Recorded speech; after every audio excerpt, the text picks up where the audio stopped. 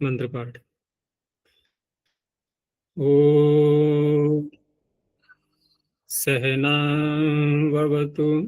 सहनौ भुनक्तु सह वीर्यं करवावहै तेजस्विनावधीतमस्तु मा विद्विषावहै। ओम शांति शांति शांति।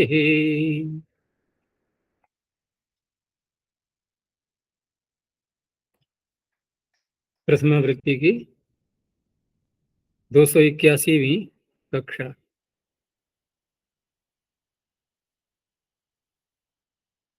चतुर्थ अध्याय के प्रथम पाद के 90 सूत्र हो गए थे। कुछ पूछना है पीछे?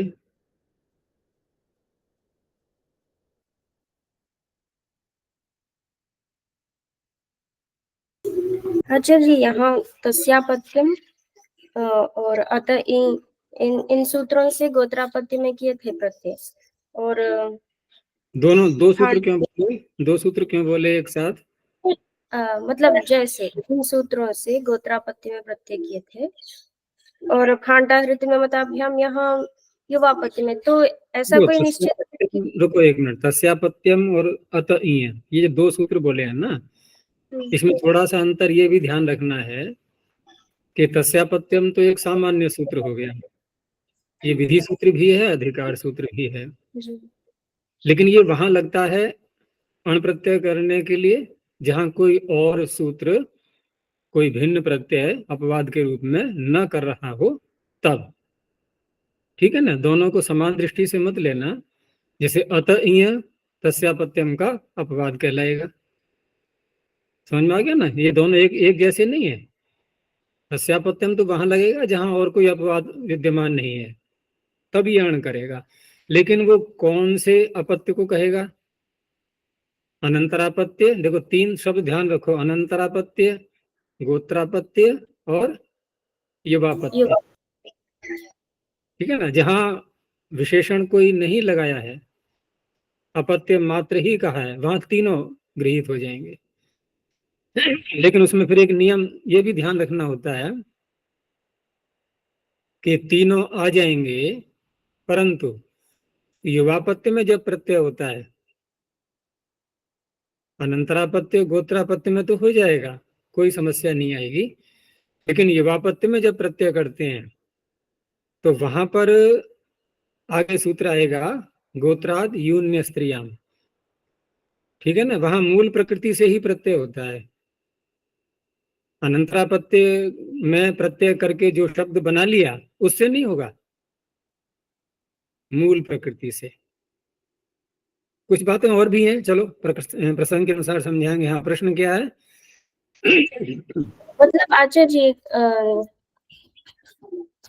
युवापत्य, ये सूत्र युवापत्य में करने के लिए ये गोत्रापत्य में ऐसा निश्चित है क्या? किस सूत्र में? जैसे तैकायनीयाः यहाँ पहले तिकादिभ्य फिं से फिं गोत्रापत्य में करके फिर बाद में फेश छ। रुको, तैकायनीयाः, ये उदाहरण कहाँ पे था? यूनिलो के सूत्र पर था। तो वहां पर पहले हमने गोत्रापत्य में तिकादिभ्य फिं सूत्र लगाया। गोत्रापत्य में तो लगेगा ये तिक शब्द से, तिक शब्द से गोत्रापत्य में तिकादिभ्य फिं से फिं प्रत्यय किया गया। पहले तिकादिभ्य फिं गोत्रापत्य में क्यों कर रहा है?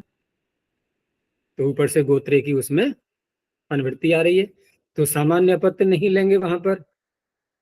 जहां विशेषण लगा दिया है वहां वही लेना है ऊपर गोत्रे की अनुवृत्ति।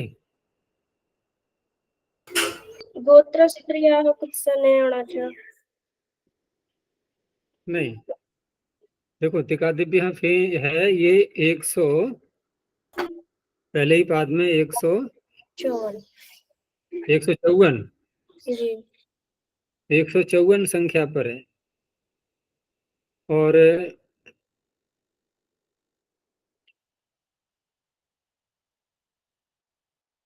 हाँ, गोत्र स्त्रिया है, ये आ रहा है ऊपर से। रुको, 154।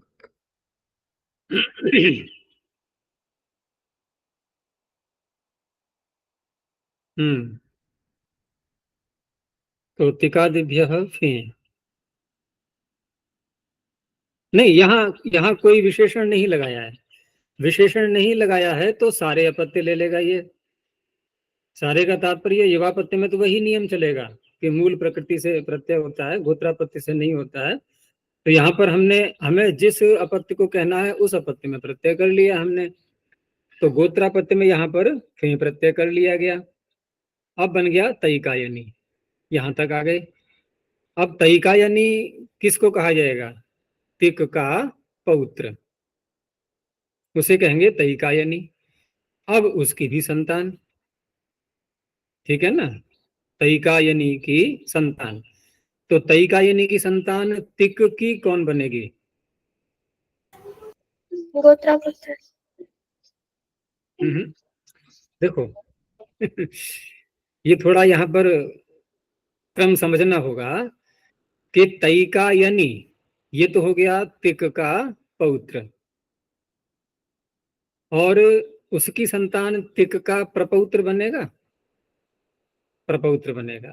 लेकिन वह प्रपौत्र यदि उसका पिता जीवित हो अथवा बड़ा भाई जीवित हो, पिता चाचा ताऊ, वो पूरा वंश ले लेंगे।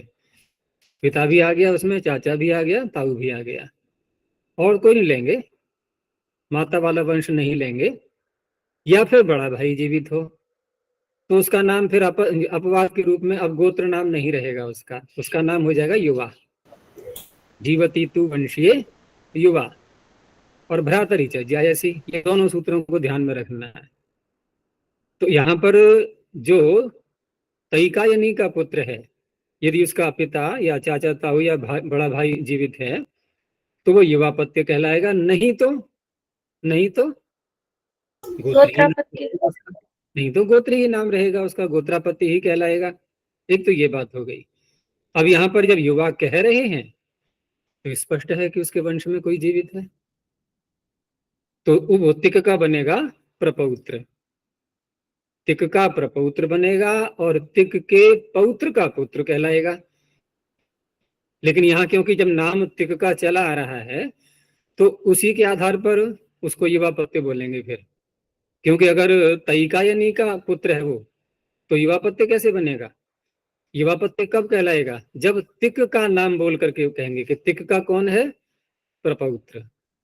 अब उसको तईकायनी का पुत्र नहीं कहा जाएगा, तभी तो युवा बोलेंगे। अगर तईकायनी का पुत्र है फिर तो अनंतरापत्य हो गया, फिर युवापत्य कैसे कहेंगे हम उसको? युवापत्य कहेंगे तिक से संबंध जोड़ करके। ठीक है ना, यहां तक बात हो। तो ऐसा ही युवापत्य मान करके अब यहाँ पर क्योंकि फे प्रत्यय किया गया है तो फेष्ट सूत्र, ये यहाँ पर छ प्रत्यय, क्योंकि फे प्रत्यांतों से छ प्रत्यय होता है। और छ प्रत्यय करने के बाद तईकायनी जो शब्द बना था उससे बना लिया तईकायनीय। अब तईकायनीय कौन है? टिक का, युवापत्य। हाँ प्रपौत्र कह लो, टिक का प्रपौत्र, और युवापत्य भी है वो, है टिक का प्रपौत्र है। अब उसके छात्रों को बोलना है, तो उसके छात्रों को कहने के लिए हम कौन सा प्रत्यय लाएंगे, ये देखने के लिए हमारे पास प्रकृति कैसी है अभी उसको देखना पड़ेगा पहले। अभी लाए नहीं है, लाएंगे। तो यहाँ जो प्रकृति है ये वृद्ध है, तईकायनीय ये वृद्ध है कि नहीं है? तो वृद्धा छ से छ ही लाया जाएगा। उस छ प्रत्यय, क्योंकि छ को ये आदेश हो जाना है तो आजादी भी बन जाएगा वो। तो उसकी विवक्षा, उसको ध्यान में रखते हुए अब ये सूत्र लगा, जिसका ये उदाहरण है यूनि लुक। कि आप यदि आजादी प्रत्यय लाएंगे आगे, उसकी विवक्षा कर ली है, तो उस अवस्था में जो युवापत्य में आपने प्रत्यय उत्पन्न किया था उसका लुक करो। तो किसका लुक करेंगे हम, फे का या छ का?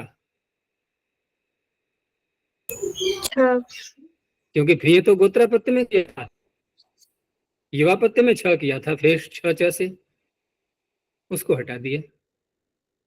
अभी छ लाए नहीं है, ध्यान रखना। अब क्या रहेगी प्रकृति? देखो अभी प्रकृति तैकायन था यानी य, अब छ को हटाने के बाद प्रकृति रह गई तई का। अब इसके आगे छ को रख दो, तो छ को रख के और ये आदेश करके तई का यानी यह। अब कहाँ उलझन है इसमें, उसको निकालो। क्यों अनमोल, अच्छा समझ जी, में आ रहा फेस जी जी समझ में आ रहा है। है?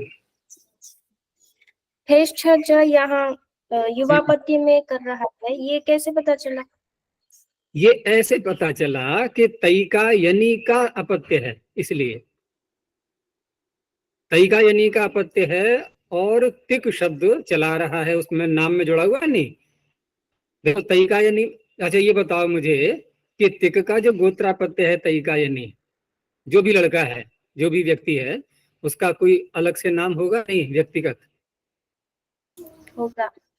या यही नाम होगा कि पंडित जी आए नामकरण करने के लिए, हैं, वो नाम रखने लगे, तो घर वालों ने कहा कि आप नाम अलग से क्या रख रहे हो, ये तो पहले से ही नाम चला आ रहा है तई का यानी, तो फिर नामकरण करेंगे क्या? वो एक विशेषण है। हम गोत्र को बोलते हैं तो एक सम्मान की दृष्टि से पीछे से हमारे पूर्वजों का नाम चला रहा है, उसको बोल देते हैं, लेकिन व्यक्तिगत नाम भी तो होता है।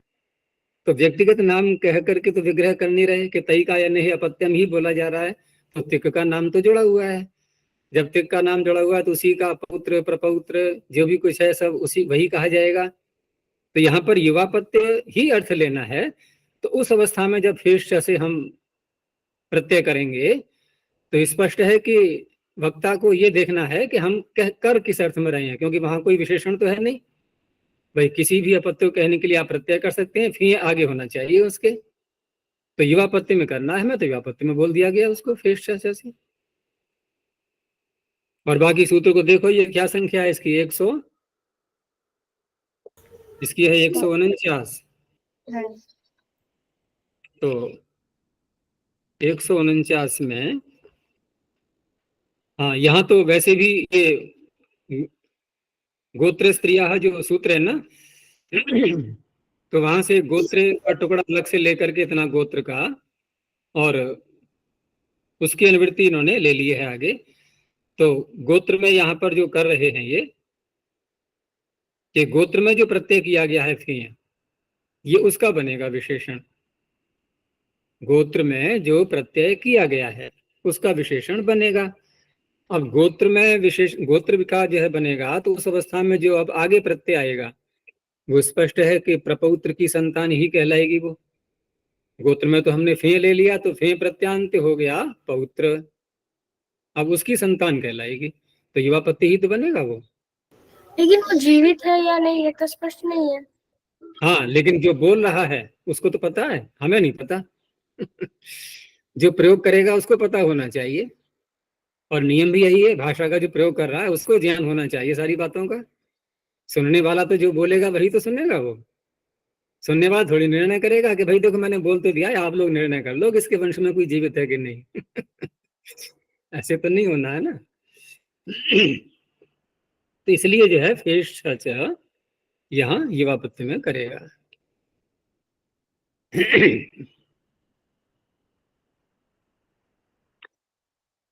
हो गया, चलो आगे देखते हैं।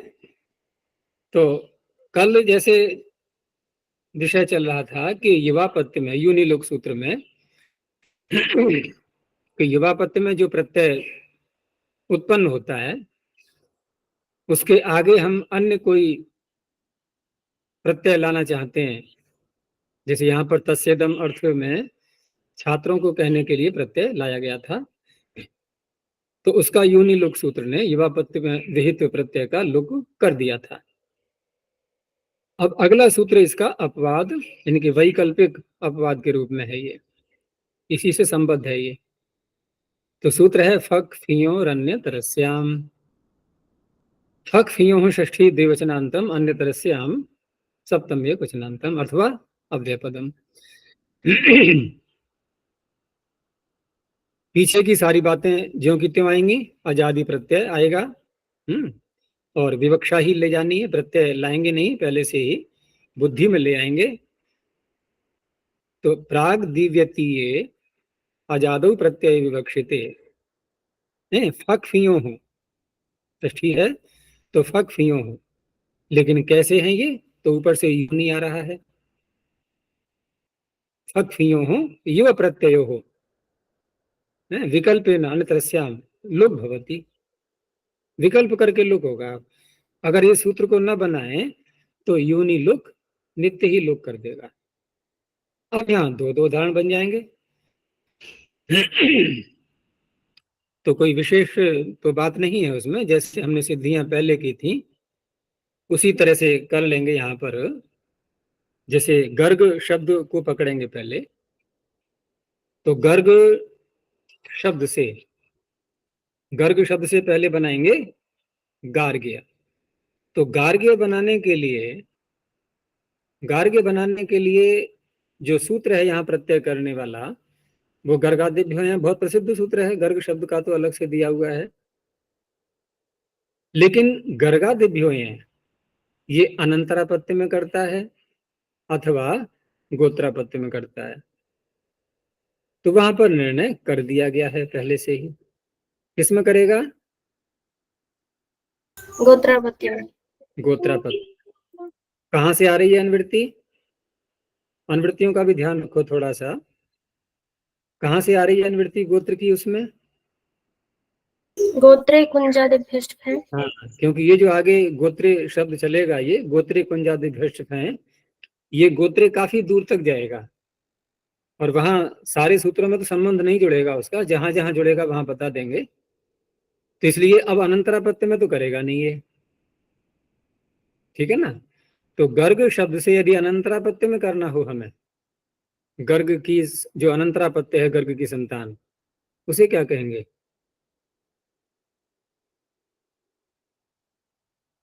क्या कहेंगे उसको? गर्ग का जो पुत्र है उसे क्या कहेंगे? तो देखो, तस्यापत्यम सूत्र हमने देखा ही था पीछे, लेकिन ये उत्सर्ग सूत्र है, अपवाद को ध्यान में रखते हुए लगाना है हमें। तो गर्ग शब्द का स्वरूप कैसा है? अकारांत। और अकारांत शब्द अत ये सूत्र ले लेता है सब, सबका तात्पर्य जहां उसके भी और अपवाद न हो उनको छोड़ करके सब अकारांत इसमें आ गए। तो गर्ग का जो पुत्र है वो तो गार्गी कहलाएगा फिर। ह्रस्वीकारांत, दीर्घिकारांत नहीं बोल रहा हूं, गार्गी। जैसे दशरथ के पुत्र को क्या बोलते थे? राम को दाशरथी। रथ नहीं, अतः ये दाशरथी। लेकिन यहां पर हम जब गर्गादि को यहाँ लगाएंगे, अब पुत्र अर्थ नहीं लेंगे, अब पौत्र लेंगे, पौत्र प्रभृति। तो इससे बनाया पहले गार्ग्य, ये तो हो गया गोत्रापत्य। अब गार्ग्य की भी कोई संतान हुई, तो गार्ग्य की संतान में फिर वही बात ध्यान में रखनी है कि गर्ग नाम चला आ रहा है, तो हमें गर्ग की दृष्टि से देखना है कि वो प्रपौत्र जो बना है आगे और उसके वंश में कोई जीवित है, ये निर्णय पहले हो चुका है। तो अब जो प्रत्यय आएगा युवापत्ति में ही तो आएगा, क्योंकि अब उसका नाम गोत्र नहीं रहेगा।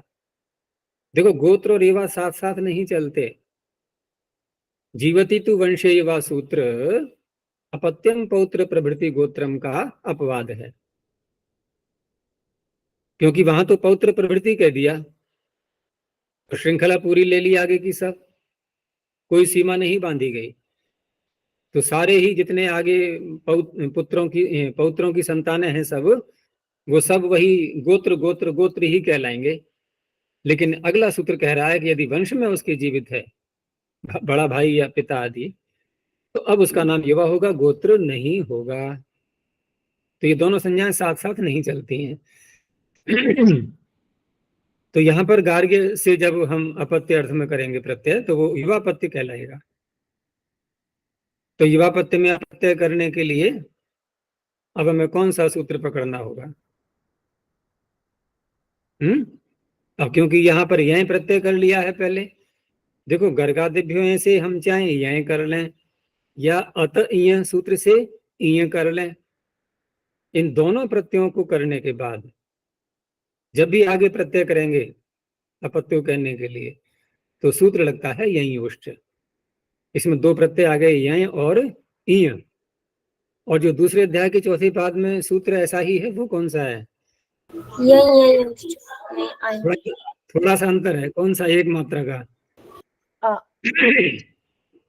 यहाँ जो है यहाँ में रस विकार की मात्रा लगी है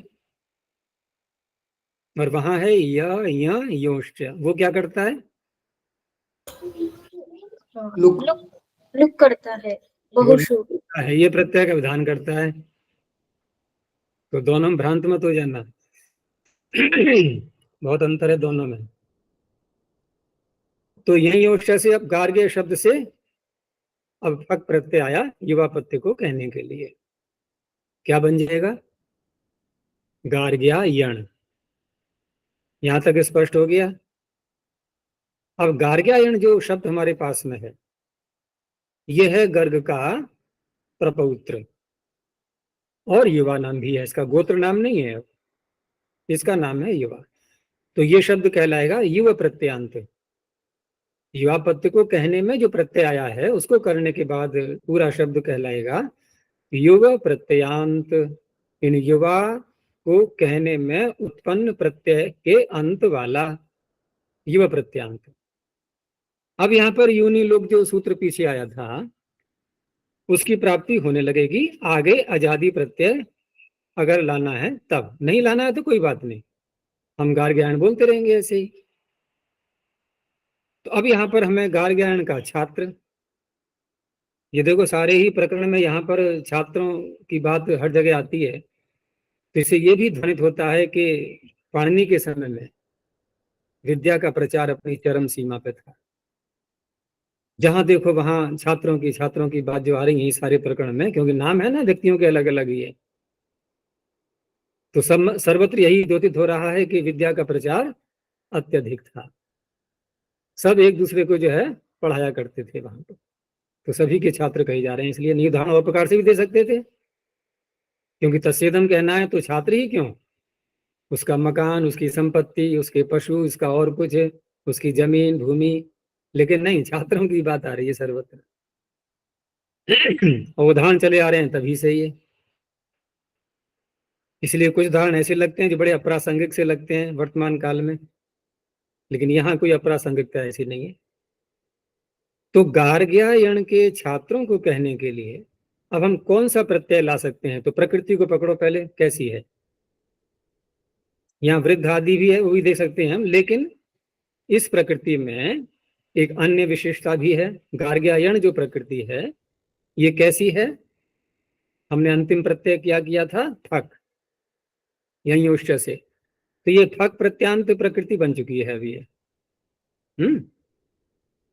तो ये जो फक प्रत्यांत गार्ग्यायण शब्द है, तो इसके छात्रों को कहने के लिए अब यहाँ पर यदि हम तस्सेदम अर्थ में, शैक्षिक अर्थ में कौन सा सूत्र लगाएंगे प्रत्यय करने के लिए? क्योंकि वृद्धि भी है साथ में, ये गार्ग्यायण शब्द वृद्धि भी है, तो वृद्धाक्ष ही तो लगेगा। तो वृद्धाक्ष से छ प्रत्यय की विवक्षा हो चुकी है। अब यूनि लोग जो लग रहा था उसको इसने कहा कि नहीं, फक और फिये का तो विकल्प से लुक होगा। यूनि लोग नित्य ही लोग कर रहा था, तो जिस पक्ष में इसने लोक कर दिया उस पक्ष को लेकर के चल रहे हैं अभी। तो फक को हटा दो। अब फक को हटा दो तो फक करने से पहले क्या स्थिति थी? गार्ग्य। बस वही रखना है, छह प्रत्यय ला करके। अब छह प्रत्यय लाए जो आगे आएगा अब गार्ग्य शब्द से आएगा, गार्ग्यायण से नहीं आएगा। अब गार्ग्य से छह प्रत्यय ला करके उसके बाद वो सूत्र ध्यान रखना है, यह स्थिति च लगाने के बाद कौन सा? आपत्यस्य च तद्धिते नाति, यकार को भी हटाना है। तो गार्गिया। अब दूसरा पक्ष ले लो। विग्रह कैसे करेंगे? विग्रह करेंगे गार्ग्यायणस्य छात्राः इति गार्गिया। अब तुरंत कोई शंका करता है कि आपने विग्रह तो गार्ग्या यण शब्द बोल करके किया, ये कैसे बन गया गार्ग्या, ये सारे जो अवयव कहाँ चले गए इसके? तो उसको बताया जाएगा कि यहाँ पर फक का लुक हो चुका है। और दूसरा पक्ष भी ले लो, नहीं करेंगे लुक तो गार्ग्या यणी यहाँ कोई शंका नहीं करेगा, यहाँ जैसी प्रकृति वैसा ही आगे शब्द बन गया। ठीक इसी प्रकार से सारी बातें वत्स शब्द से जोड़ दो, वत्स भी गर्गादि गण में आता है, तो वत्स से पहले बना लेंगे वात्स्य, वात्स्य से बना लेंगे वात्स्यायन, और वात्स्यायन से छात्राः, लुक करने पर वात्स्याः, लुक न करने पर वात्स्यायनीयाः। ये तो हो गए फक के उदाहरण, अब फिर का रह गया। अच्छा जी, कोई ऋषि थे ना वात्स्यायन? हैं? हाँ ऋषि हुए हैं, न्याय के भाष्यकार बहुत प्रसिद्ध हैं, क्योंकि दर्शन जो है ना हमारे 6 दर्शन, तो महर्षि दयानंद के समय में तो लगभग सभी दर्शनों पर ऋषियों के भाष्य उपलब्ध थे। जैसे योग पर व्यास का अब भी मिलता है, न्याय पर वात्स्यायन का अब भी मिलता है, लेकिन सांख्य पर भागुरी मुनि का उपलब्ध नहीं है, उन्होंने नाम लिया है उनका। और मीमांसा पर, मीमांसा जैमिनी का है वैसे, और जैमिनी व्यास के शिष्य थे, लेकिन शिष्य के दर्शन पर भी गुरु ने भाष्य किया। मीमांसा पर उनके काल में व्यास का भाष्य उपलब्ध था, अब नहीं है। अब शबर स्वामी का मिलता है, लेकिन शबर स्वामी को आर्ष दृष्टि से उतना महत्व नहीं दिया गया है, तो उन्हीं का भाष्य उपलब्ध है। ऐसे ही और कौन सा रह गया? वैशेषिक दर्शन, इस पर भी उपलब्ध था, लेकिन अब मिलता है केवल प्रशस्त पाद भाष्य नाम से है, लेकिन उतना प्रामाणिक नहीं मानते उसको भी। तो उनके काल में तो सभी दर्शनों पर थे। तो वात्स्यायन जो है ना, न्याय दर्शन का रचयिता कौन है? गौतम मुनि, उस पर भाष्य किया है वात्स्यायन ऋषि ने। लेकिन यहाँ यूं मत समझ लेना कि वात्स्यायन ये वत्स के ही गोत्रापत्य हैं, ये कोई आवश्यक नहीं है, क्योंकि नाम भिन्न भिन्न एक ही ऋषि हुए हैं भिन्न भिन्न कालों में। फी का उदाहरण देखते हैं।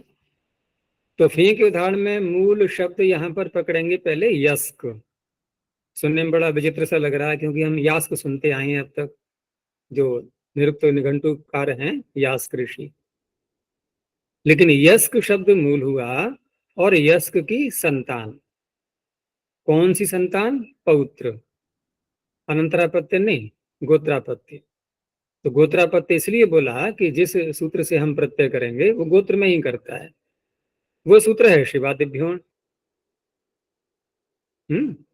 तो शिवादिभ्योन से गोत्रापत्य में यहाँ पर अण प्रत्यय किया गया। ये शिवादिगण में यस्क शब्द आया हुआ है, और अण प्रत्यय करके सामान्य जो बनता है वृद्धि करके आदि अच को यास्क बन गया, यस्क की संतान।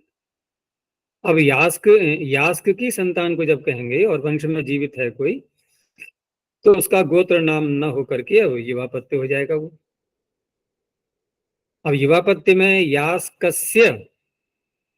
यास्कस्य अपत्यम ऐसे विग्रह करके अब यहाँ पर जो प्रत्यय करेंगे, तो यहाँ अब प्रकृति हमारे पास में है अण प्रत्ययांत, और 2 अच आ रहे हैं इसमें, यास्क 2 अच हैं और अण प्रत्यांत है।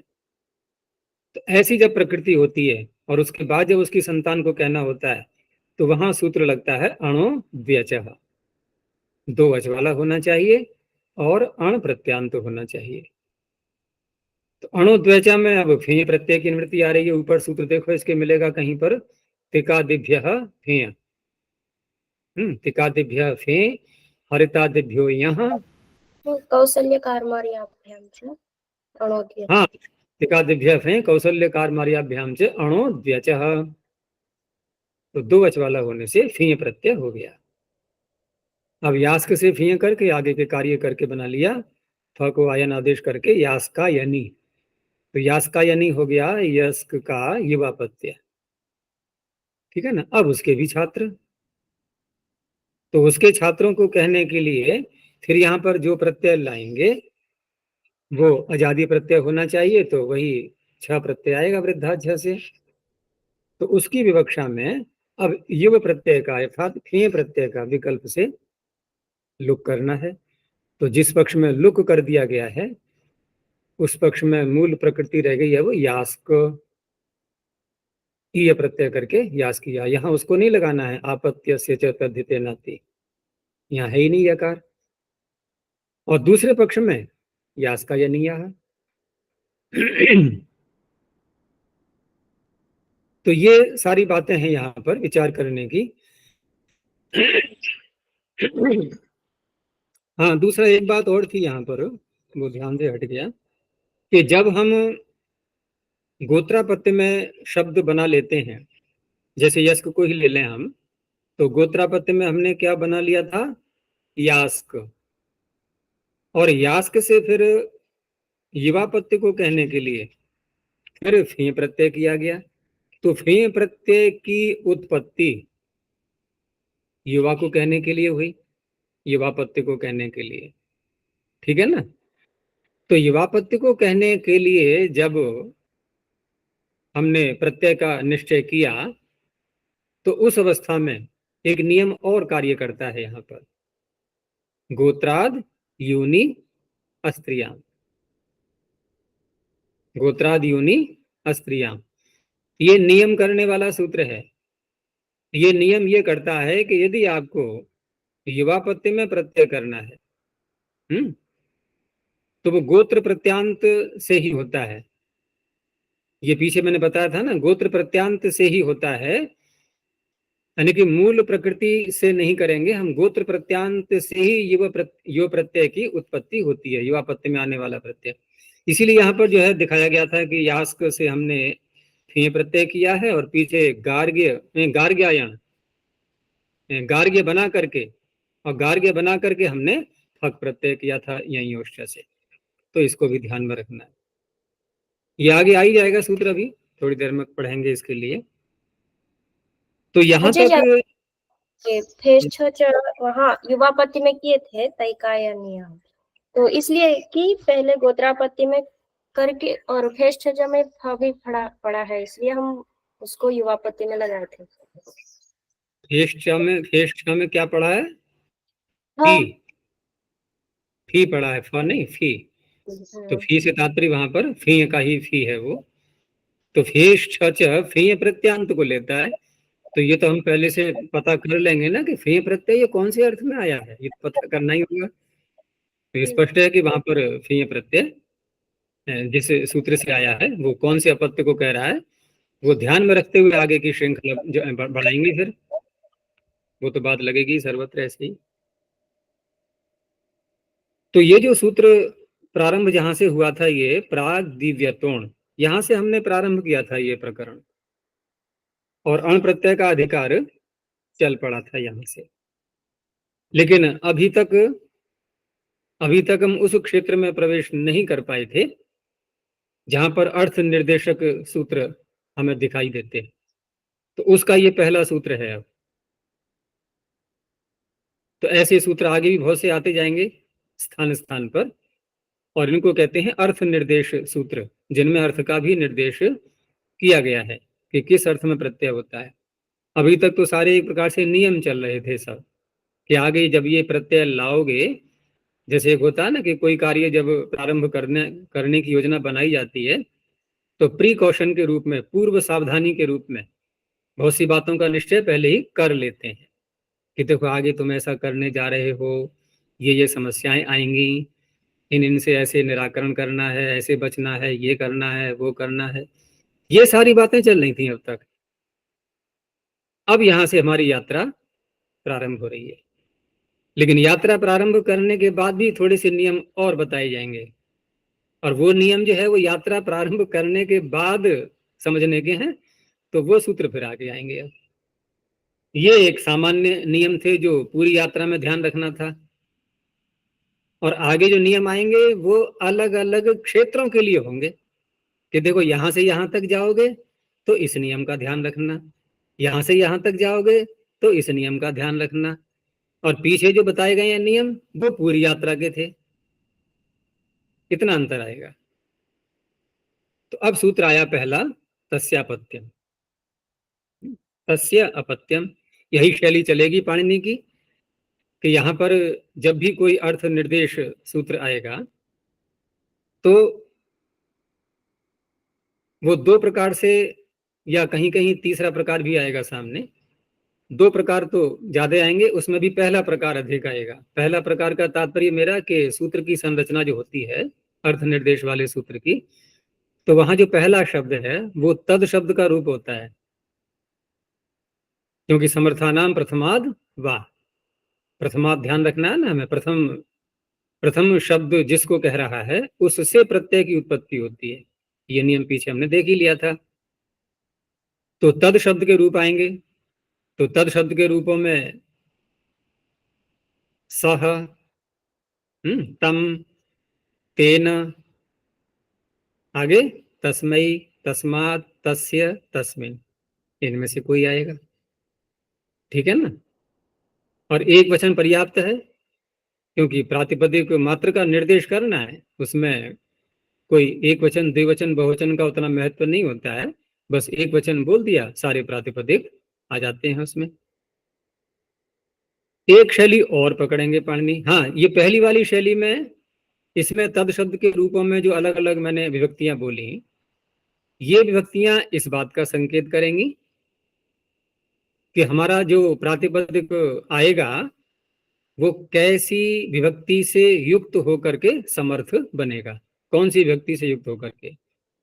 तो प्रथमा समर्थ, द्वितीया समर्थ, तृतीया समर्थ, चतुर्थी समर्थ, पंचमी समर्थ, षष्ठी समर्थ और सप्तमी समर्थ। संबोधन समर्थ मत ले लेना क्योंकि जब किसी को बुलाते हैं संबोधन होता है तो वहां तो बुलाना मात्र एक ही कार्य है बस, और तो कुछ है ही नहीं। केवल उसको संबोधित करना है बस, और कुछ नहीं बोलना है। किसी भी क्रिया के साथ में उसका कोई कारकत्व नहीं होता, वो क्रिया के करने में कोई सहायता नहीं कर रहा है, वो स्वतंत्र है बिल्कुल तो एक तो ये शैली हो गई कि तद शब्द के सातों व्यक्तियों में से किसी एक व्यक्ति का रूप बोल देना। एक दूसरी शैली, प्रथम शैली में तद शब्द के रूप के आगे फिर अर्थ का निर्देश होता है, ये बात रह गई थी बताने के लिए। वो प्रथमा व्यक्ति में आएगा, तस्यापत्यम, तस्य समूह, तेन रक्तम, ऐसे करके। दूसरी शैली ऐसी है कि वहां तद शब्द का रूप नहीं बोलेंगे, ये केवल अर्थ को बोलेंगे, केवल अर्थ को। अब केवल अर्थ बोलेंगे तो जैसे मैंने कहा था कि तद शब्द का रूप बोलेंगे तो जो अर्थ आएगा वो प्रथमा व्यक्ति में आएगा। लेकिन जब केवल अर्थ बोलेंगे, है ना, केवल अर्थ बोलेंगे तो उस अवस्था में या तो उस अर्थ में ही विभक्ति जोड़ देंगे वो, उस विभक्ति से युक्त प्रातिपदिक को समर्थ बनाने के लिए, और अर्थ भी निकल आएगा उसमें। या फिर कोई पीछे से अनुवृत्ति आ रही होगी तो वहां पर केवल अर्थ का निर्देश कर दिया है और तद शब्द का जो रूप है वो पिछले सूत्र से ले लेंगे हम। ऐसे भी सूत्र आएंगे, जैसे संस्कृतम भक्षाः, अब वहां पर है तद शब्द का रूप नहीं है। तो ऐसे करके आगे जैसे जैसे आता जाएगा प्रसंग वैसे देखते जाएंगे उसको। तो यहां हो गया तस्य अपत्यम, तस्य अर्थात षष्ठी समर्थात प्रातिपदिकात्। अब ये जो हम अर्थ कर रहे हैं ये हम पीछे क्योंकि सारा निर्णय कर चुके हैं समर्थानाम प्रथमाद्वा सूत्र पर, उसके आधार पर ही तो अर्थ कर रहे हैं। अब इस अर्थ के करने में कोई शंका नहीं होगी हमें अब कि ये कैसे कैसे अर्थ कर दिया ये तस्य का, कि षष्ठी समर्थात प्रातिपदिकात्, ये कहाँ से ले आए। एक बड़े ही विचित्र शब्द आ गए ना, सीधा तस्य बोलो ना कि उसका, तो यहाँ कैसे बोलेंगे। तो सारी बातें पीछे बता दी गई हैं। तो षष्ठी समर्थात प्रातिपदिकात्, अपत्यम इत्यस्मिन् अर्थे। अब यहाँ प्रत्यय कौन सा कहा जाए, तो देखो यहाँ प्राग दिव्यतोण ये कहा, फिर उसके आगे कुछ और सूत्र आए, स्त्री पुंसाभ्याम नए स्नेह आ गए हैं, द्वितीय द्वित्यादित्य पत्योत्तर पदान्य आ गया, प्रत्यय तो बहुत सारे आ गए। और अण तो एक सामान्य चल ही रहा था, वो तो मुख्य था ही। तो प्रत्यय भिन्न भिन्न प्रकृतियों से कहे गए, अलग अलग हैं, तो उन सबको कैसे कहा जाएगा? तो कहा यथा विहितम, जिस प्रकृति से, जिस सूत्र के द्वारा जो प्रत्यय विहित किया गया है वो प्रत्यय हो जाता है बस। तो ये सूत्र हम अधिकार जो सूत्र मानते हैं, इसको अधिकार सूत्र आगे के लिए होता है, ठीक है, आगे भी जाएगा ये, लेकिन इसके पीछे जो सूत्र आ चुके हैं वहां भी इसका प्रवेश हो जाएगा, आगे भी और पीछे भी। इसलिए यथा विहित शब्द का प्रयोग किया है। ऐसे ही आगे भी बहुत से सूत्र आएंगे ऐसे, जहां शेषे सूत्र आएगा ना, शेषे, वहां ये बातें फिर ध्यान देने की होंगी कि शेषे कह करके, और फिर बहुत से सूत्र ऐसे आए हैं जो कॉमन सूत्र हैं, सामान्य सूत्र हैं, और फिर आगे एक एक अर्थ करके अर्थ निर्देश सूत्र आएंगे वहां पर। तो वहां भी ऐसे ही कहा जाएगा यथा विहितम यथा विहितम यथा विहितम ऐसे करके। तो जैसे यहाँ पहला उदाहरण दिया इन्होंने, औपगवः। तो औपगवः में प्रकृति हमारे पास में है उपगु, उपगु अपत्यम, अपत्य ऐसे ही विग्रह करेंगे, तस्य षष्ठी समर्थ कहा है तो उपगु को पहले षष्ठी समर्थ बनाना होगा, उपगोह बना लिया, अपत्यम अर्थ यहाँ सूत्र से ले लिया। अब प्रथम पद से उत्पत्ति करनी है, प्रथम शब्द से, प्रथमाना समर्थानाम प्रथमाद वा। अब समर्थ है यहाँ पर दो, कौन कौन से? उपगोह और अपत्यम। समर्थ कैसे? ही चर्चाएं पीछे हो चुकी हैं सारी, अब अधिक स्पष्टता की आवश्यकता नहीं है यहाँ पर, दोनों का एक दूसरे से संबंध है। उसका विपरीत उदाहरण भी हमने देख ही लिया था कि कंबलम उपगोह अपत्यम, देवदत्त से यहाँ समर्थ नहीं है ये आपस में, ये समर्थ हैं तो, लेकिन किसी और के साथ हैं। क्या कंबलम उपगोह अपत्यम देवदत्त से में उपगोह समर्थ नहीं है क्या? है, लेकिन कंबल के साथ, ठीक है। अपत्यम भी समर्थ है, लेकिन देवदत्त के साथ, बस ये ध्यान रखना है। उपगोह अपत्यम ये परस्पर समर्थ नहीं है, यहां हमें ऐसा ही देखना है, क्योंकि तस्य और अपत्यम, एक षष्ठी समर्थ और एक अपत्य शब्द, इनको पकड़ना है, ये दोनों आपस में संबद्ध होने चाहिए। तो इस तरह से उपगोह अपत्यम। अब प्रत्यय कौन सा लाएंगे हम, क्योंकि यहां कहा गया यथा विहितम, तो यथा विहितम में हमने उदाहरण दिए पीछे कि ये किया ये किया ये किया, भिन्न भिन्न प्रत्यय किए गए, उपगु से कौन सा किया गया है? क्यों अनमोल? अण। उपगु से कौन सा प्रत्यय किया गया है? हम यथा विहितम प्रत्यय भगवती बोला हमने, तो कौन सा प्रत्यय करें इससे? प्रत्यय तो बहुत सारे हैं। अण। नहीं, किस सूत्र से किया गया है?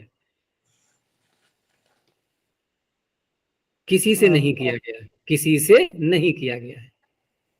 तो किसी से नहीं किया गया है, तो ये मैंने कहा था ना, ये सूत्र विधि सूत्र भी है, किसी से नहीं किया गया प्राग्दिव्यतीय अर्थेषु ऐसा कहा है ना आचार्य? है। प्राग्दिव्यतीय अर्थेषु अण भवति, वो तो तो ये अधिकार सूत्र, तस्यापत्यम ये अर्थ भी प्राग्दिव्यतीय अर्थ में है।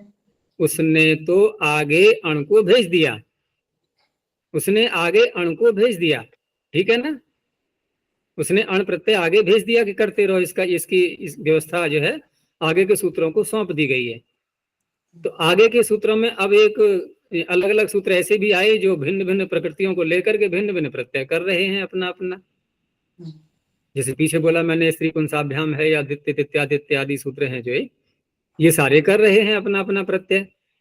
लेकिन उपगु जो प्रकृति है ये किसी सूत्र ने बोली नहीं। जब किसी सूत्र ने नहीं बोली तो उस अवस्था में ये बन गया शेष, यानी बचा हुआ है। तो अब ये जो हमने कहा कि विधि सूत्र भी है ये तस्यापत्यम, ये वहां अण प्रत्यय कर देगा, यही कर देगा अण प्रत्यय, किसी और की आवश्यकता नहीं है।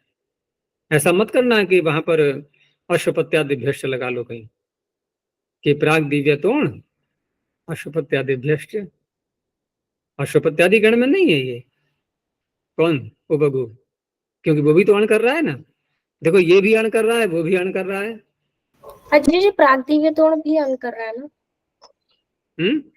प्राग्दिव्यतोण भी अन कर रहा है ना?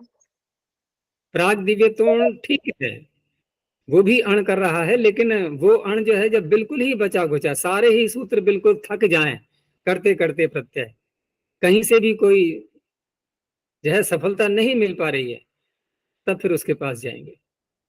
और उसके पास जो जाएंगे वहां पर तो फिर और भी व्यापक बातें आएंगी आगे चल के महाभाष्य में, अभी उन तक नहीं जाते। यहाँ तो अभी जितने भी अर्थ निर्देश सूत्र आएंगे, ये स्वयं आए हुए सूत्र आगे अधिकार के रूप में भी चलेंगे अर्थ को लेकर के, और स्वयं जो प्रत्यय करेंगे वो अण प्रत्यय करेंगे। और यथाविहित भी कहा जाएगा वहां पर। यथाविहित इसलिए कहा जाएगा कि अन्य प्रकृतियों ने यदि कोई प्रत्यय कहा है तो वो भी हो जाएगा भिन्न भिन्न सूत्रों से। तो औपगवः में तो अण कर लिया हमने तस्यापत्यम से। अब दूसरा उदाहरण देखो, अब भिन्नता आएगी देखो कि अश्वपते है अपत्यम। अब अश्वपते अपत्यम में भी अण दिख रहा है हमें, तो यहां भी हम सामान्य दृष्टि से क्या बोलेंगे कि तस्यापत्यम से अण हो गया। क्या कहें ऐसा?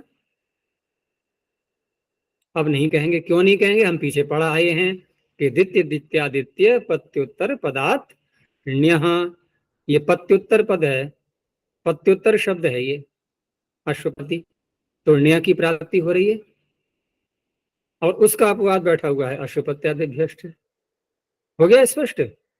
अब उससे अण करेंगे, तस्यापत्यम से नहीं। तो आश्वपतः।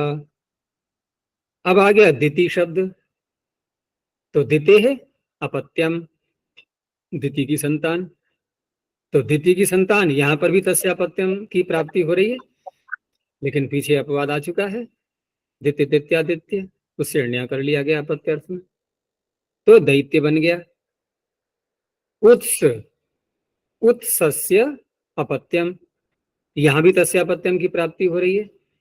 यद्यपि यहां पर शब्द की संरचना में अंतर नहीं आएगा, अण करें या आय करें बनेगा तो औत्स, लेकिन स्वर का भी ध्यान रखना है हमें। आय करेंगे तो आद्युदात्त रहेगा, अण करेंगे तो अंतुदात्त रहेगा। अब क्योंकि यह आद्युदात्त है तो इसका अपवाद पीछे आ चुका है, उत्सादित में आ गया ना पीछे। अब उसे आय करेंगे यहां पर अपत्य अर्थ में। और क्या है? स्त्रैणः पौंसनः, ये तो सारे ही सूत्रों में दिखाई देंगे ये आगे आने वाले, ये दो शब्द है ना, ये स्त्रैणः पौंसनः, ये अपने ही एक प्रत्यय को लेके चल रहे हैं बिल्कुल अलग, इनकी पटरी, इनका ट्रैक अलग है बिल्कुल। तो स्त्री, स्त्रैणः में स्नेह, वो उसका नय, और पौंसनः में स्नेह। अर्थ क्या लेंगे यहाँ पर? जो लेना है। तस्यापत्य में बोलेंगे तो अपत्य अर्थ ले लेंगे, अन्य सूत्र जो आगे आएंगे वहां ले बोलेंगे तो कोई और अर्थ होगा उनका। स्त्रैणः पौंसनः का शब्द यही रहेंगे, अर्थ बदलते जाएंगे। चलो यहां तक बात हो गई। ये तस्यापत्यम से कर नहीं रहे तो इसमें क्यों डालें? तस्यापत्यम से कर नहीं रहा है तो क्यों डालें? अच्छा ठीक है, मान लिया। तो स्त्री पुंसाभ्याम जब सूत्र लगाया हमने कि स्त्री और पुंस शब्द से नय और स्नय प्रत्यय होते हैं, किस अर्थ में? अर्थ बोलो। कोई भी अर्थ? कोई भी क्या होता है ये कोई भी शब्द कहां से आ गया है? कोई भी क्या बोलेंगे? कोई भी कहने से बात नहीं बनेगी, एक निश्चय कर हैं? ये प्राग दिव्यत्वण, ये यहाँ प्राग इस अच्छा सूत्र अच्छा, से ठीक सारा है अर्थ का समुच्चय कर दिया इन्होंने। अब देखो तुम्हारे उत्तर में ही ये सूत्र आ गया। तुमने कहा हाँ। प्राग दिव्यतीय अर्थों में, वो कौन कौन से हैं? अब कोई भी शब्द हट गया ना, निश्चय कर दिया गया कि प्राग दिव्यतीय अर्थ है, इसकी सीमा से बाहर नहीं निकलना है हमें। हम तेन रक्तम रागात पे नहीं जाएंगे या तस्मै हितम नहीं बोलेंगे यहाँ पर। प्राग दिव्यतीय नहीं, वो खैर वो तो आ जाएगा। प्राकृताच्छा, वहां नहीं जाएंगे कि स्त्री ने जो खरीदा वो क्या है? स्त्री। ऐसे नहीं। तो एक निश्चय कर दिया गया कि प्राग दिव्यतीय अर्थ वो कौन कौन से हैं, वो ये आ तो रहे हैं, अब प्रारंभ हुए हैं प्राग दिव्यतीय अर्थ, तो इसलिए बताना पड़ेगा ना कि देखो इस अर्थ में होगा स्त्रैण, इस अर्थ में होगा, इस अर्थ में होगा, बस एक सीमा बांधी गई। प्राग दिव्यतीय अर्थों के अतिरिक्त अर्थों को नहीं पकड़ना है। अच्छा जी, यहाँ आश्रपतः आश्रपत्यादिभ्यश्च से हुआ, दैत्यः दित्य ऐसे अलग अलग सूत्र है तो औपगवः इसके लिए प्राग्दिव्य तो बस हाँ, अर्थ के नहीं, इसके लिए अन्य कोई सूत्र नहीं है, तो तस्यापत्यम बैठा हुआ है। प्राग्दिव्यत्व ने अण यहाँ इसके पास भेज दिया, अगले मैं दे रहा हूँ अण, तेरा काम मैंने सरल कर दिया और अपना अर्थ को लेकर के प्रत्यय कर दे, इसने कर दिया। एक शंका यहाँ ये उठ सकती है कि देखो इसी प्राग्दिव्यतीय प्रकरण में जो अर्थ आएंगे आगे, उनमें एक सूत्र तस्येदम भी तो आएगा। तो तस्येदम में इदम किसको कहते हैं? इदम कौन होता है? ये कोई विशेष वस्तु है क्या, या कुछ भी? कुछ भी हो सकता है, तो आपत्ति भी आ गया, नहीं आ गया उसमें? अच्छा, तस्य समूह, ये भी आएगा, तो समूह भी इदम हो गया कि नहीं? इदम से समूह कह लो, इदम से अपत्य कह लो, या इदम से अन्य कोई वस्तु ले लो, कोई कपड़ा ले लिया, कोई मकान ले लिया कि इसका है, इसका यह है, इसका यह है, तो अपत्य भी इसका यह है। फिर भी देखो ना, ये तस्यापत्यम अलग है, तस्य समूह भी आएगा, कुछ विशेष अर्थ पाणिनि ने अलग से भी ले लिए हैं।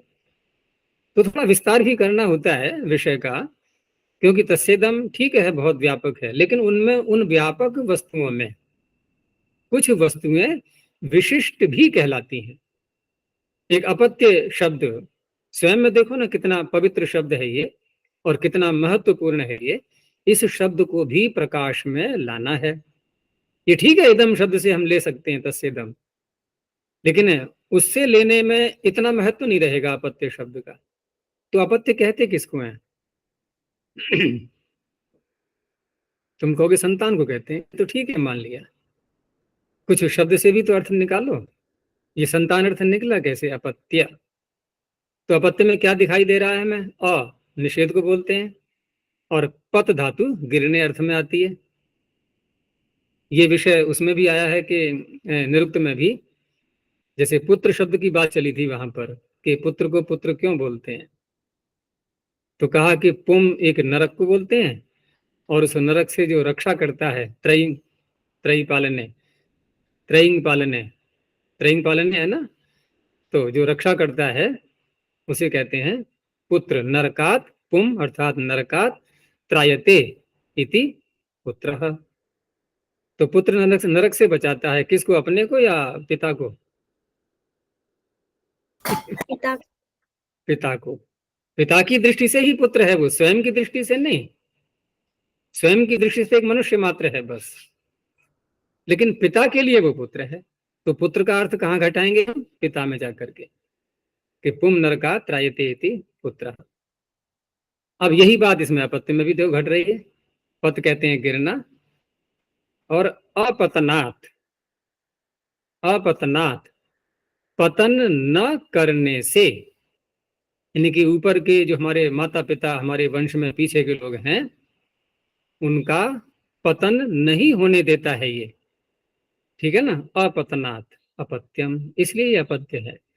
तो है ना एक विशिष्ट शब्द, इसलिए अपत्य बोलते हैं, क्योंकि उनको गिरने नहीं देता है। कहते हैं ना, देखो किसी का कोई संतान, अरे ये तो वंश यहीं समाप्त हो गया, क्या तात्पर्य? गिर गया वंश। और संतान हो जाती है तो कहते वंश चल रहा है, वंश परंपरा जीवित है, अब गिरना नहीं हुआ। तो इस दृष्टि से अपत्य एक प्रसिद्धि को प्राप्त शब्द प्रकाश में लाने के लिए यहाँ पर इस सूत्र में अलग से निर्देश कर दिया गया है। केवल इदम मात्र से कहते तो बड़ी सामान्य स्थिति हो जाती है इसकी भी, एक विशिष्ट ख्याति प्राप्त करवानी है शब्द के लिए, इसलिए भी है। चलो ये और बातें आज गोत्र और युवा भी आ रहे हैं, तो उनका भी विशेष बनना है। हाँ, उसका विशेष इसलिए होता है कि वहां पर जीवित, उससे पता लग जाता है शब्द बोलते ही, प्रत्यय बोलते ही, कि अच्छा पिता आदि जो है या बड़ा भाई जीवित है अभी, ये अलग से कहना नहीं पड़ा। और अगर केवल बड़ा भाई रह गया, छोटा भाई की मृत्यु हो गई, तो अब वो युवापत्ति नहीं कहलाएगा। केवल गोत्रापत्ति ही रहेगा, जब एक ही भाई होता है तो।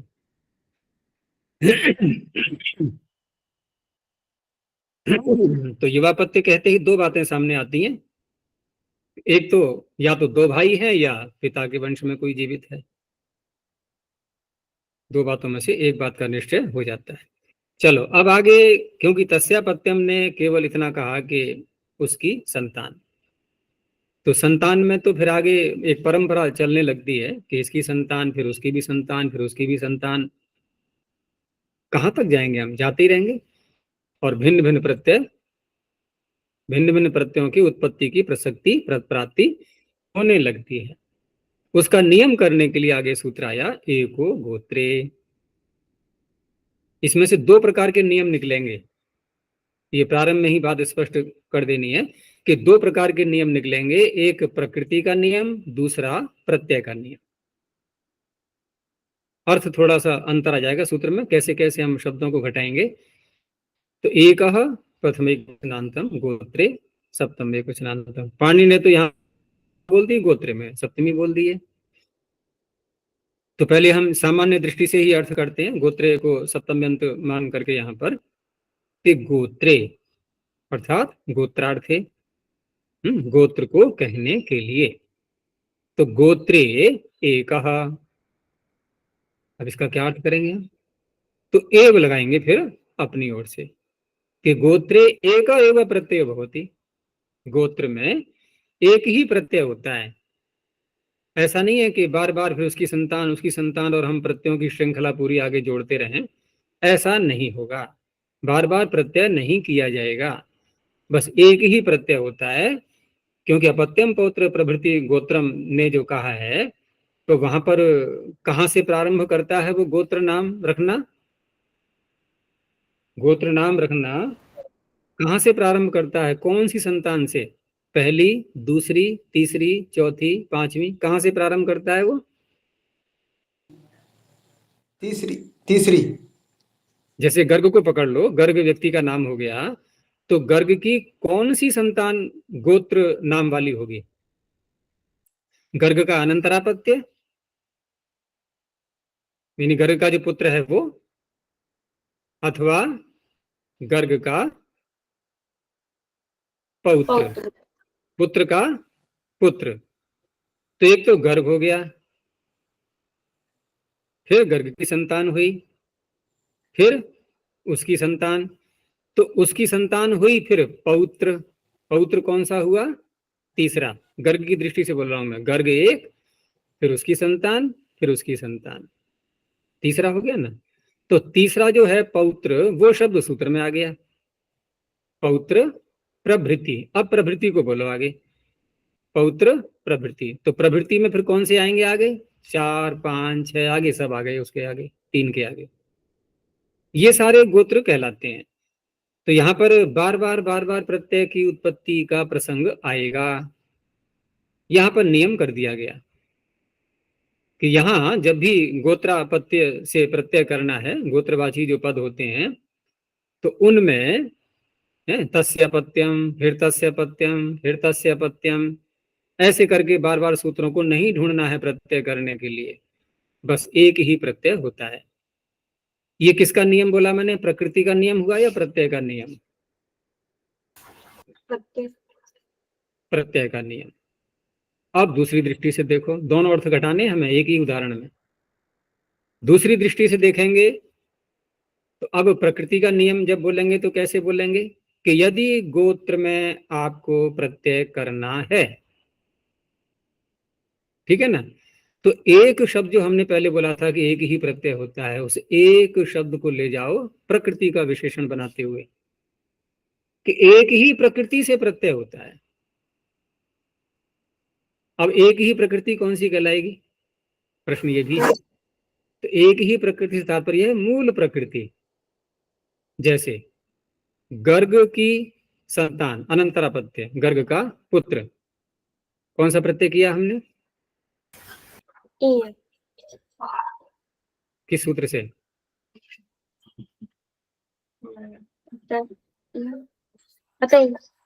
हाँ, अकारांत है, अतः ये लग जाएगा, गार्गी बना लिया। अब गार्गी की संतान, गार्गी का पुत्र, ठीक है ना, गार्गी का पुत्र। अब यहां पर हम जो आगे प्रत्यय लाएंगे गार्गी का पुत्र कहने के लिए, तो गार्गी से लाएंगे अथवा गर्ग से लाएंगे, ये प्रश्न उठेगा ना। तो सीधी सी बात है, गार्गी से ही तो लाना चाहेंगे, क्योंकि गार्गी तो बना लिया ना हमने, अब तो गार्गी से आगे चलेंगे क्रम से। अब ये पहुंच गया सूत्र कि आप जब गार्गी से प्रत्यय करोगे वो प्रत्यय गोत्र कहलाएगा। क्यों? पौत्र बन रहा है वो गर्ग का। और गोत्र में यदि आपको प्रत्यय करना है तो प्रकृति एक ही रहेगी, अर्थात गर्ग से ही करना है, गार्गी से नहीं करना है। गार्गे अपत्यम अर्थ भले ही ले लें हम उसका कि गार्गी का अपत्य है, वो अनंतरापत्य है, लेकिन प्रत्यय गर्ग से आएगा।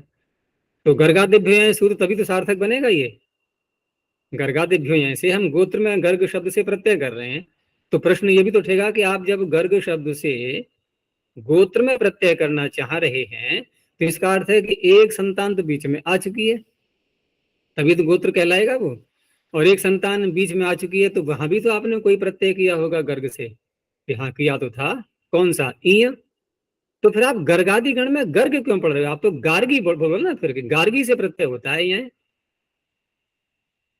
तो सूत्र सार्थक कब बनेगा? वो जब गर्ग बोले हम तब। तो गर्ग कैसे बोले? हम तो गार्गी बना चुके। ये तो है ना कि बीच की संतान तो हुई नहीं, तीसरी हो गई, पौत्र हो गया, पुत्र है ही नहीं, ये संभव नहीं है। चलेंगे क्रम से ही। तो जब पुत्र हो चुका है तो पुत्र का वाचक जो शब्द है गार्गी, उससे प्रत्यय लाना चाहिए फिर आपको। इसने नियम कर दिया, एक ही प्रकृति से होता है। अब चाहे गर्ग का चौथी संतान, पांचवी, छठी, कोई सी भी क्यों न हो, प्रत्यय केवल गर्ग से ही होगा। गोत्रापत्ति की बात हो रही है, युवापत्ति की नियम और देखा जाएगा। तो ये नियम समझ में आ गया, प्रत्यय का भी नियम और प्रकृति का भी नियम। तो इसमें जो संस्कृत का अर्थ है इसको और स्पष्ट देख लो, कहीं कोई भ्रांति न हो कि गोत्रे एक एव प्रत्ययो भवति सर्वे अपत्ये न युज्यन्ते। वो एक ही प्रत्यय करके वो सारे अपत्यों के साथ में जुड़ जाते हैं, सभी जो आगे की संतान है वो सब जुड़ जाएंगी उसमें। अपत्यम पौत्र प्रभृति गोत्रम इत्यनेन पौत्र प्रभृत्यपत्यस्य गोत्र संज्ञा क्रियते। गोत्रापत्यवाचिभ्यः पदेभ्यः ये बता रहे हैं कि ये समस्या नहीं रखनी है कि पुनस्तस्य पत्यम इत्येवं नानापत्य संबंधे नाना प्रत्ययानाम उत्पत्ति संभवे अनेन सूत्रेण नियमः क्रियते एक एव प्रत्ययः स्यात् इति स एव च सर्वाणि पौत्र प्रभृत्यपत्यानि अभिधास्यति इति भावः। हो गया स्पष्ट यहां तक? वो सारे अपत्यों को कह देगा आगे। फिर आगे कहा कि द्विविधश्चात्र नियमः, दो प्रकार का नियम मानना है कि प्रत्यय नियमः प्रकृति नियमश्च। तत्र प्रत्यय नियम पक्षे सूत्रार्थः प्रदर्शितः, वो तो अर्थ हो गया पीछे। प्रकृति नियम पक्षे तु एवं सूत्रार्थो भविष्यति। कैसे? कि गोत्रापत्ये विवक्षिते प्रथमा प्रकृति ही। क्योंकि जब एक शब्द को बोलेंगे हम प्रकृति के साथ में, प्रातिपदिक के साथ में जोड़ेंगे, तो वो एक है क्या?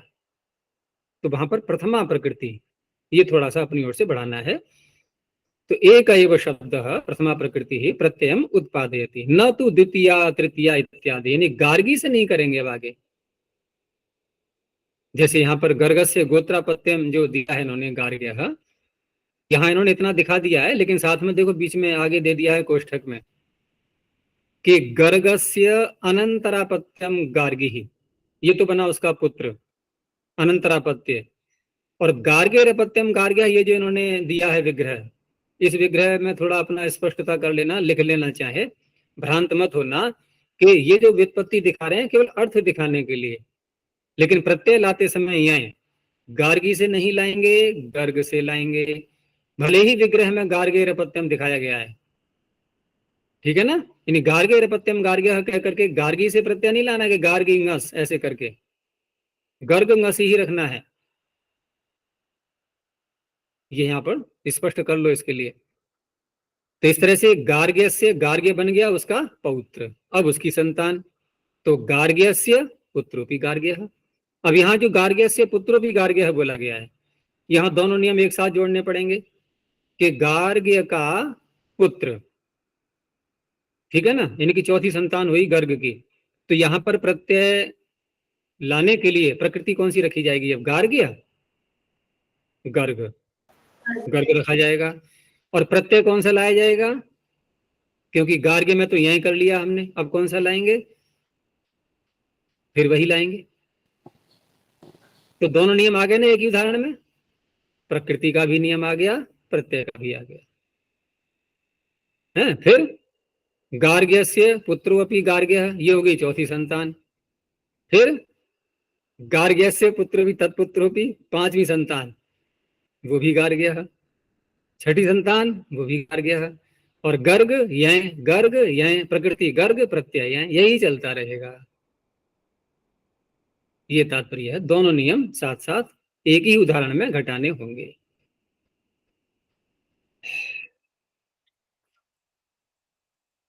चलो ठीक है, फिर यहां तक देखते हैं, आगे और देखेंगे। अभी एक सूत्र और समझना है आगे, फिर क्रम चल पड़ेगा आगे। अभी यहीं तक रखते हैं। प्रणव ध्वनि। ओम।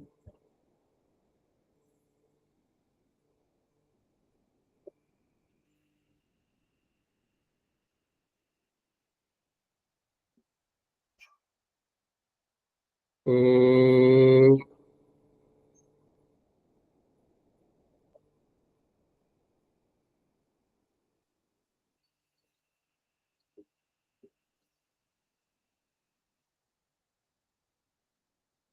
ओम।